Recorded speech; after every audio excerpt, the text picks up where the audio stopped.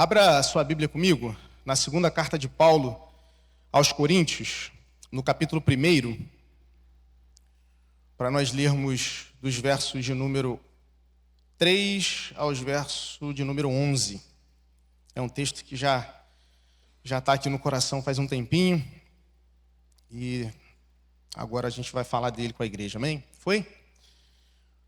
Diz assim a palavra do Senhor: Bendito seja o Deus e Pai de nosso Senhor Jesus Cristo, o Pai de misericórdias e Deus de toda consolação.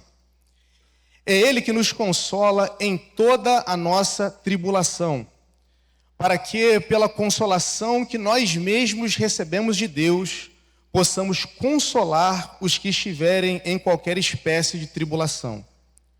Porque assim como transbordam sobre nós os sofrimentos de Cristo, assim também por meio de Cristo transborda o nosso consolo.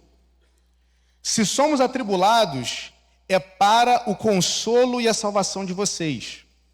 Se somos consolados, é também para o consolo de vocês. Esse consolo se torna eficaz na medida em que vocês suportam com paciência os mesmos sofrimentos que nós também suportamos. Verso de número 7. A nossa esperança em relação a vocês é sólida, sabendo que, assim como vocês são participantes dos sofrimentos, assim também serão participantes da consolação. Porque não queremos, irmãos, que vocês fiquem sem saber que tipo de tribulação nos sobreveio na província da Ásia. Foi algo acima das nossas forças, a ponto de perdermos a esperança até da própria vida. De fato, tivemos em nós mesmos a sentença de morte, para que não confiássemos em nós mesmos, e sim no Deus que ressuscita os mortos, o qual nos livrou e ainda livrará de tão grande morte. Nele temos esperado que ainda continuará a nos livrar, enquanto vocês nos ajudam com orações a nosso favor, para que, por muitos, sejam dadas graças a Deus a nosso respeito, pelo benefício que nos foi concedido por meio da súplica de muitos. Amém? Texto de Paulo à igreja de Corinto.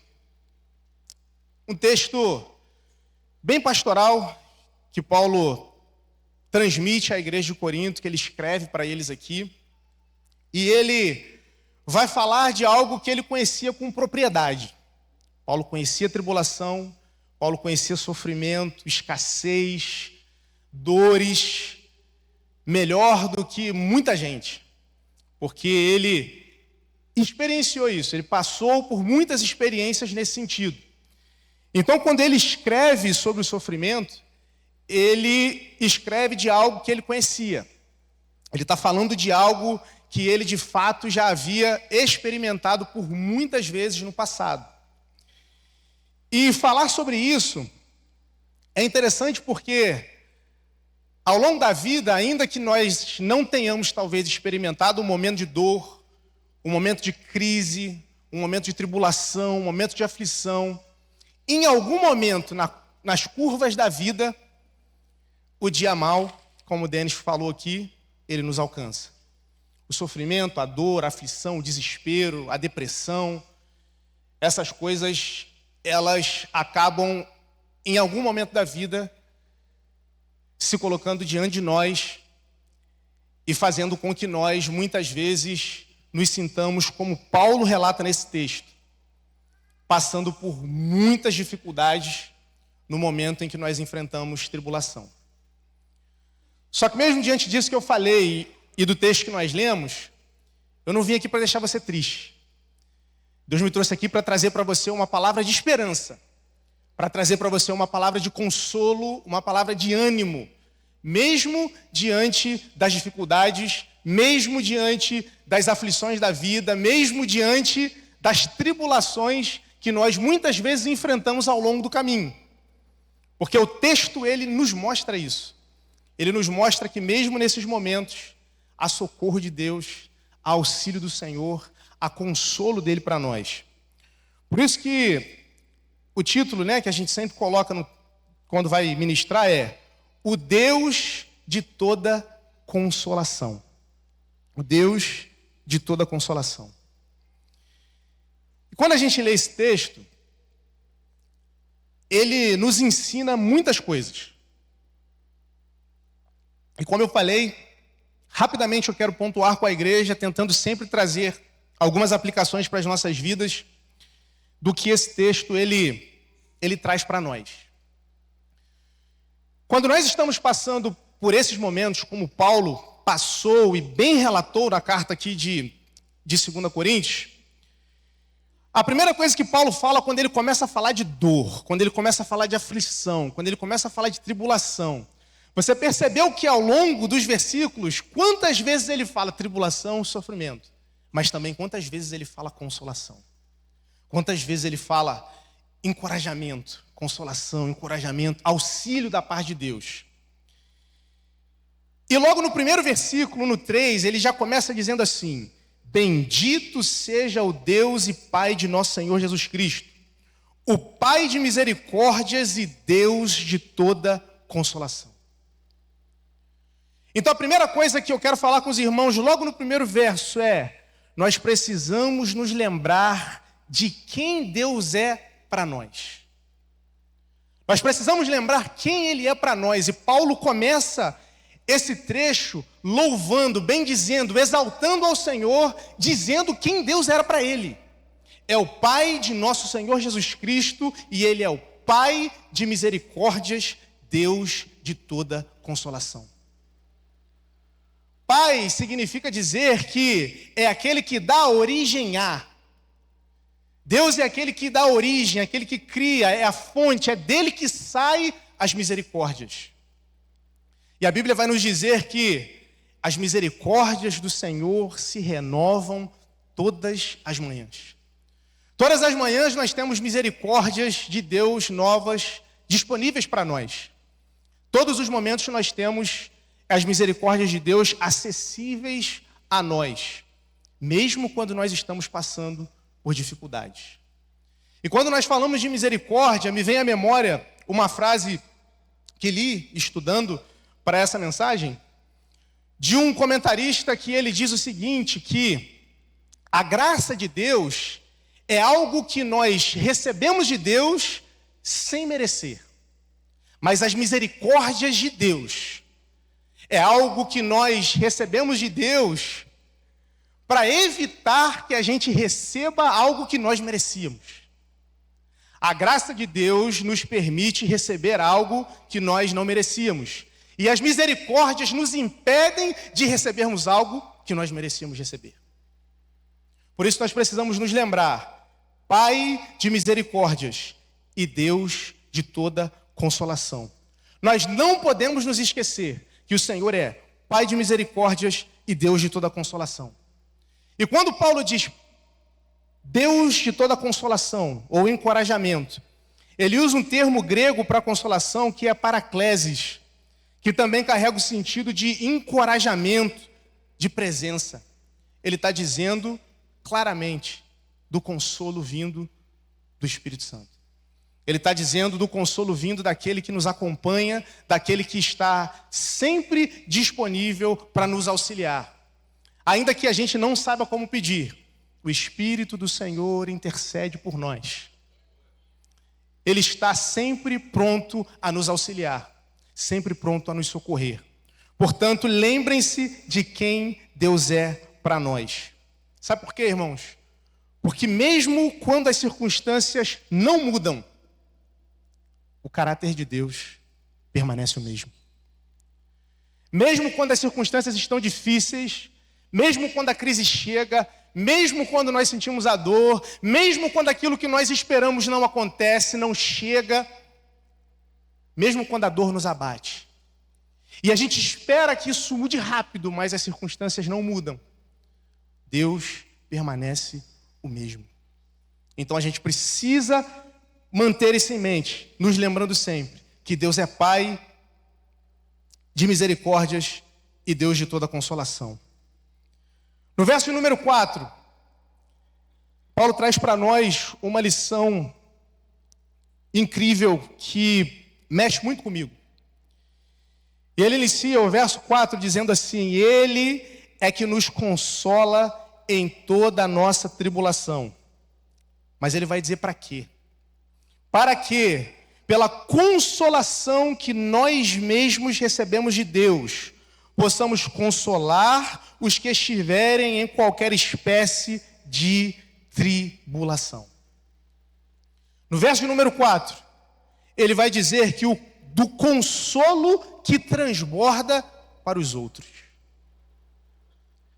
Um consolo que nós recebemos, esse encorajamento de Deus que chega para nós no momento da dificuldade, no momento da tribulação, no momento da prova, no momento da escassez, no momento da luta. Esse consolo de Deus nos alcança, mas ele nos alcança para um propósito. Ele nos alcança não apenas para que nós nos sintamos bem. O consolo de Deus não é só para nos aliviar, mas para nos equipar para consolarmos os outros. Você entendeu? Que quando nós estamos passando por dificuldade, quando está difícil, quando está doendo, quando a lágrima está descendo, quando a fraqueza nos abate, quando a dúvida nos alcança, quando a falta de fé nos abate, quando o desespero chega e de alguma forma o Senhor nos tira de lá, de alguma forma o Senhor nos auxilia, o Senhor nos socorre, o Senhor nos consola, Ele não faz isso só para que eu me sinta bem. Ele não faz isso só para mudar a minha circunstância. Ele não faz isso só por mim, mas Ele faz isso pelo outro. Ele faz isso pelos nossos irmãos. Ele faz isso para que nós tenhamos a experiência de sermos consolados por Ele. E quando nós olharmos para o lado, e o nosso irmão estiver, olha o que Ele vai dizer. No final do verso 4, possamos consolar os que estiverem em qualquer espécie de tribulação. Você já recebeu algum consolo do Senhor? Qual foi a dor? Qual foi a ferida que Deus curou dentro de você? Qual foi o consolo que você recebeu de Deus? Aonde doía que não dói mais? Aonde era que sangrava e não sangra mais? É daí que Deus quer fazer ponte para consolar o teu irmão. É daí que Deus quer fazer ponte para consolar o outro. Porque Deus age na comunidade. Porque Deus age nos relacionamentos. E é tão bom quando a gente está sofrendo, quando a gente está sentindo dor, quando está difícil, e chega alguém do nosso lado, coloca a mão no nosso ombro e diz assim: eu entendo o que você está passando. Eu entendo essa dor. Eu sei o quanto dói, porque eu já estive lá. Mas eu fui consolado pelo Senhor. Eu fui alcançado por essa misericórdia, por essa consolação. Por isso, eu posso consolar você também. Não é só por nós, mas é para que nós possamos auxiliar os outros. E algo fica muito claro para nós também quando nós lemos o verso 4. É que nenhuma dor é ignorada ou pequena demais para o cuidado de Deus. Você entendeu? Nenhuma dor é ignorada ou pequena demais para o consolo e para o cuidado de Deus. Qual que é a sua dor, irmão? Qual que é a sua dor, minha irmã? Talvez para algumas pessoas seja pequena.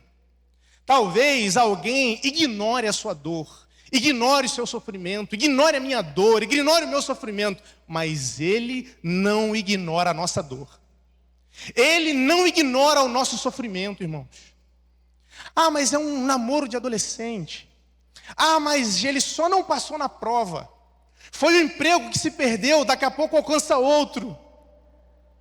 Às vezes nós minimizamos a dor do outro, mas o Senhor não ignora a dor de ninguém. O Senhor conhece a nossa dor.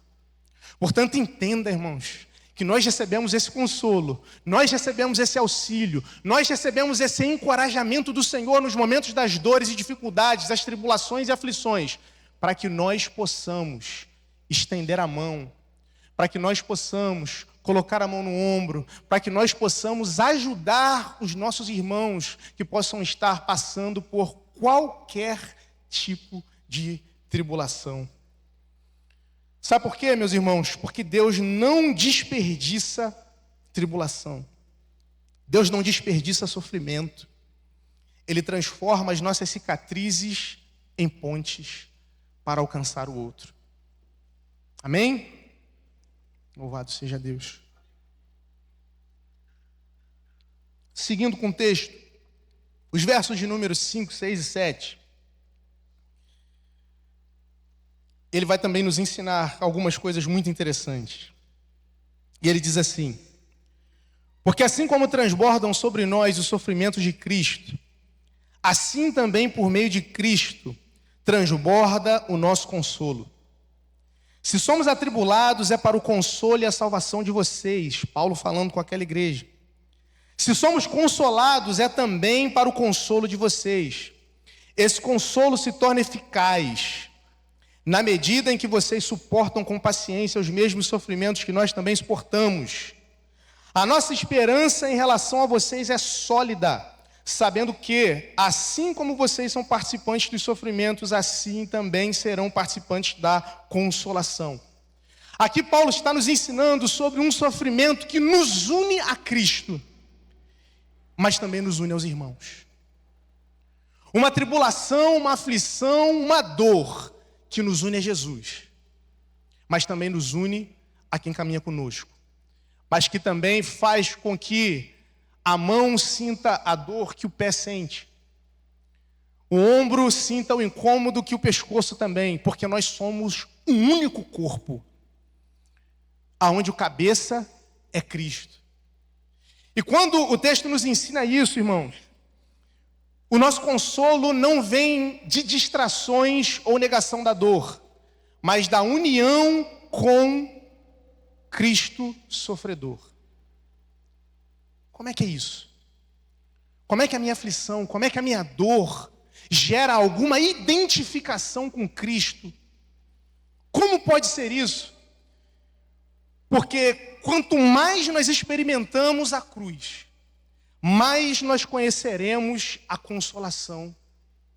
Porque ele vai dizer no verso 5, assim como transbordam sobre nós os sofrimentos de Cristo, assim também por meio de Cristo transborda o nosso consolo. Paulo falava isso com propriedade.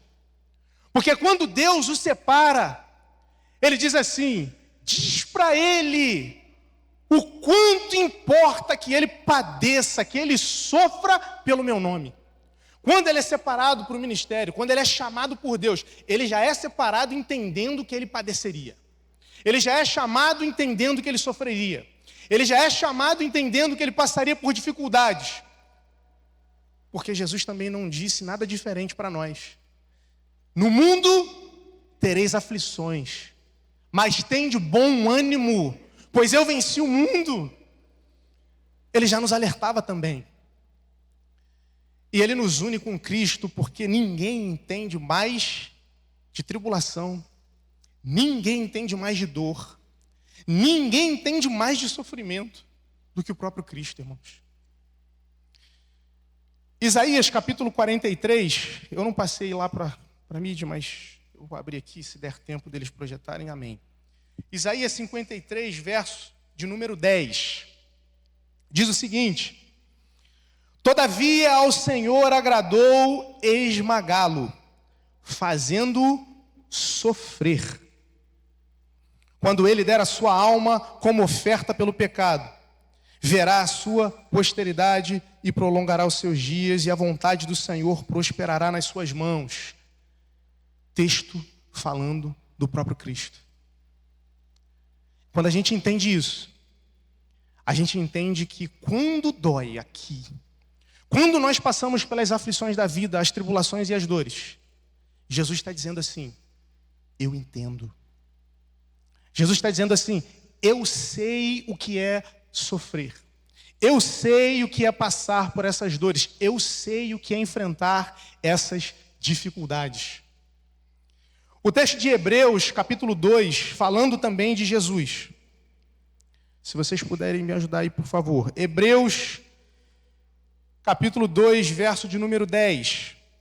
Diz o seguinte: porque convinha que Deus, por causa de quem e por meio de quem todas as coisas existem, conduzindo muitos filhos à glória, aperfeiçoasse por meio de sofrimentos o autor da salvação deles. Cristo foi aperfeiçoado por meio das tribulações, por meio do sofrimento, por meio da dor que a cruz e o nosso pecado sobre ele o fez passar. Portanto, quando nós passamos por essas dores, nós de certa forma nos assemelhamos a ele. E isso nos faz crescer e amadurecer.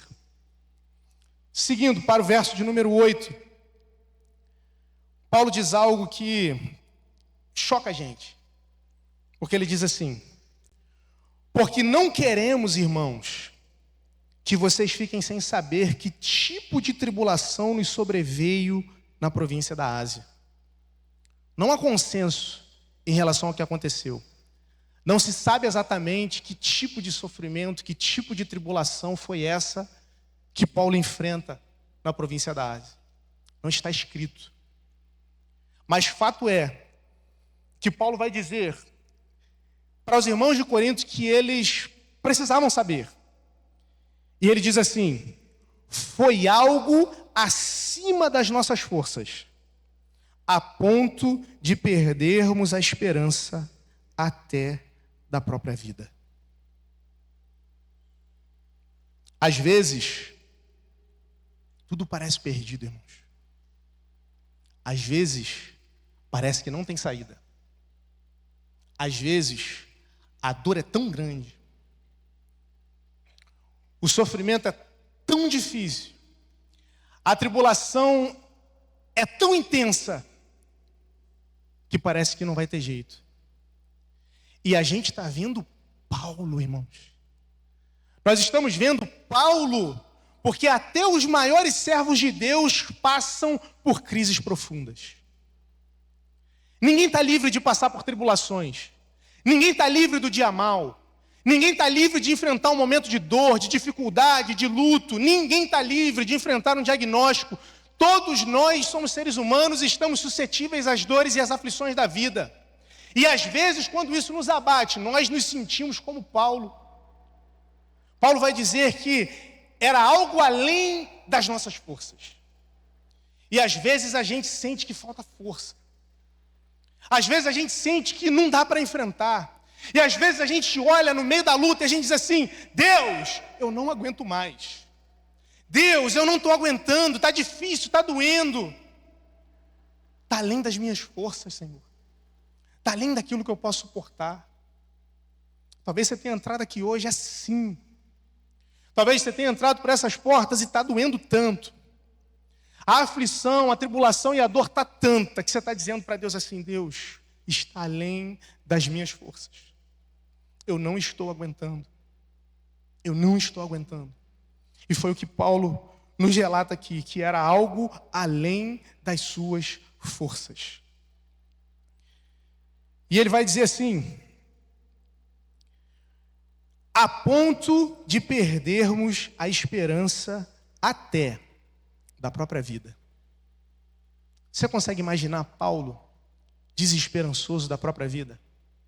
Você consegue imaginar o apóstolo Paulo sem esperança de viver? Você pode imaginar o apóstolo Paulo diante de tanta pressão, de uma situação tão complexa, tão difícil, que ele olhava e ele dizia assim: não tem jeito, já era para mim, não tem saída, eu vou perecer, eu vou padecer. E ele se desesperar da própria vida. Tem tanta gente desesperançosa da própria vida, irmãos. Tem tanta gente sem esperança da própria vida. Talvez da mesma forma que aquele carcereiro estava quando vem o terremoto e derruba as grades e liberta Paulo e Silas, e ele está a ponto de tirar a própria vida, porque a circunstância e a situação fez com que ele estivesse desesperançoso da própria vida. Eu só resolvo isso com a espada na mão. E Paulo dá um grito e ele diz: para! Porque nós estamos aqui. Para! Porque ninguém se foi. Talvez você tenha entrado aqui desesperançoso da própria vida. Talvez dias atrás você tenha pensado em tirar a própria vida. Talvez você que está ouvindo pela internet. Mas nós estamos aqui como igreja para dizer para você: pare! Porque há esperança. Pare, porque há saída. Há um caminho em Jesus para mudar essa situação, para mudar essas circunstâncias. Há uma saída para te trazer esperança de novo, para te trazer consolo, para te dar um caminho que você ainda não consegue enxergar, para te dar um rumo, para tirar esse fardo. Como o pastor Nelson disse mais cedo, para dizer: vinde a mim, vós que estáis cansados e sobrecarregados, e eu vos aliviarei. Há alívio, há um lugar de alívio, há um lugar de entrega, há um lugar onde nós conseguimos estar, há alguém para quem nós podemos correr, buscando socorro, buscando auxílio, mesmo quando nós estamos sem esperanças, desesperançosos da própria vida. No verso de número 10, já caminhando para o final, na parte A, Paulo vai dizer assim, verso de número 9, perdão: de fato, tivemos em nós mesmos a sentença de morte, para que não confiássemos em nós mesmos, e sim no Deus que ressuscita os mortos. Diante dessa situação, a gente percebe Paulo trazendo para nós um ensinamento precioso. E eu coloquei aqui que a tribulação, ela nos faz descer do pedestal. Fui leve, porque na verdade o que eu quero dizer com isso é o seguinte: a tribulação nos humilha. O momento de dor, de aflição, de dificuldade, muitas vezes nos humilha e nos faz descer do pedestal. Sabe por quê? Porque quando a gente enfrenta um momento de tanta dor, de sofrimento, de crise, isso faz com que,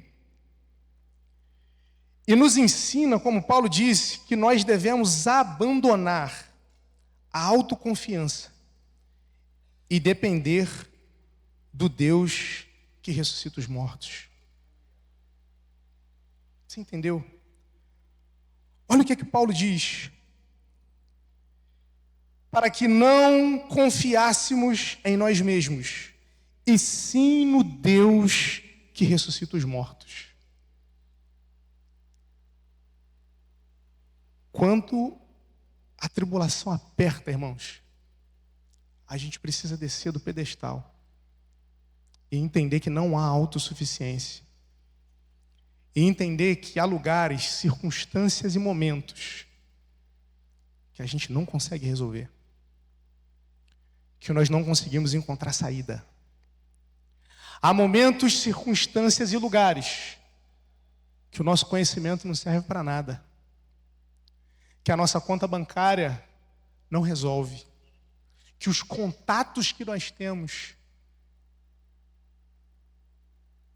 não servem para nada.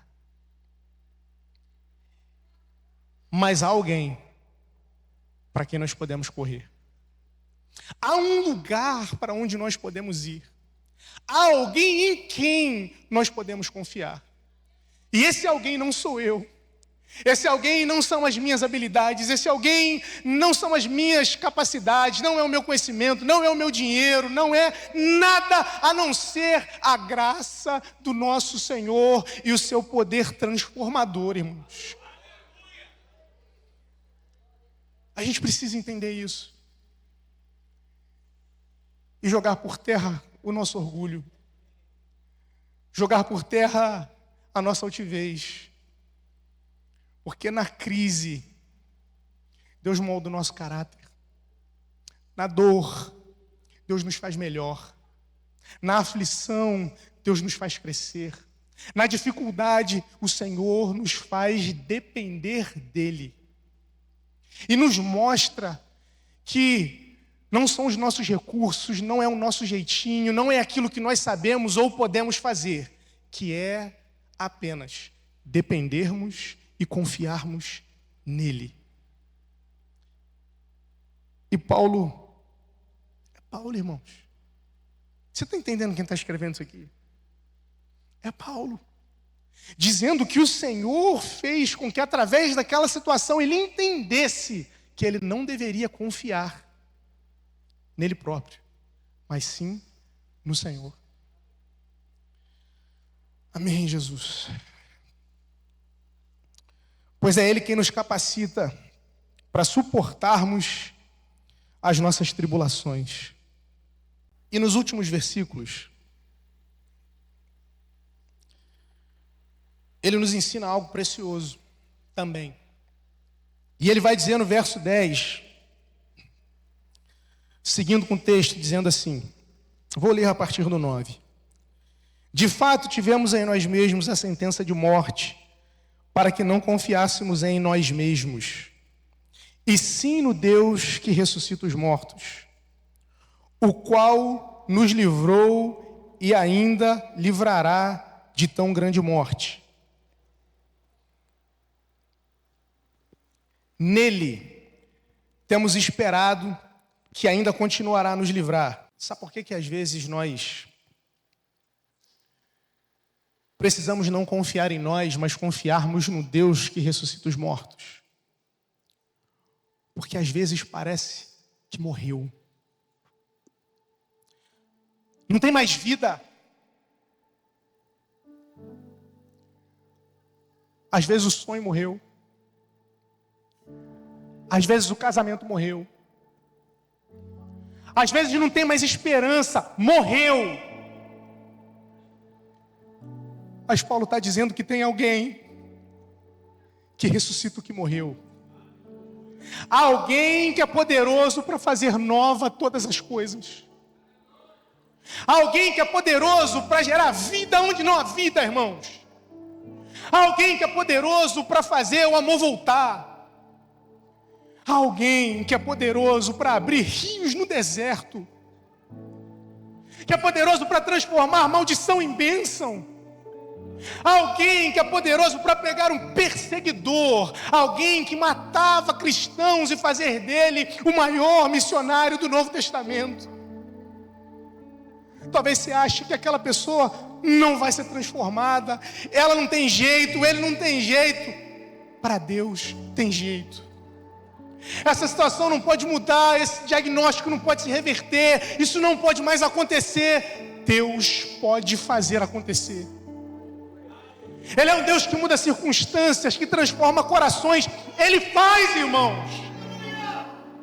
Nós não podemos esquecer que Ele faz. Ele é poderoso para fazer. Nós estamos num processo, minha esposa e eu, difícil. Mas em momento nenhum nós deixamos de acreditar que Deus é poderoso para fazer. Não que isso seja fácil. Não que seja fácil passar pelo momento da aflição, o momento da dificuldade. Às vezes vem a dúvida, às vezes vem a desesperança. Mas o Senhor nos consola. O Senhor sempre vem com o seu consolo, encorajamento e ajuda. E assim para você também. E Ele te trouxe aqui hoje para te encorajar. Ele te trouxe aqui hoje para te dizer: não confia no seu braço, confia em mim, porque Ele é poderoso para fazer. E no verso de número 11, concluindo, Ele vai nos ensinar algo muito lindo, irmãos. Ele vai dizer assim: A parte B do verso 10, nele temos esperado. Nele temos esperado que ainda continuará a nos livrar.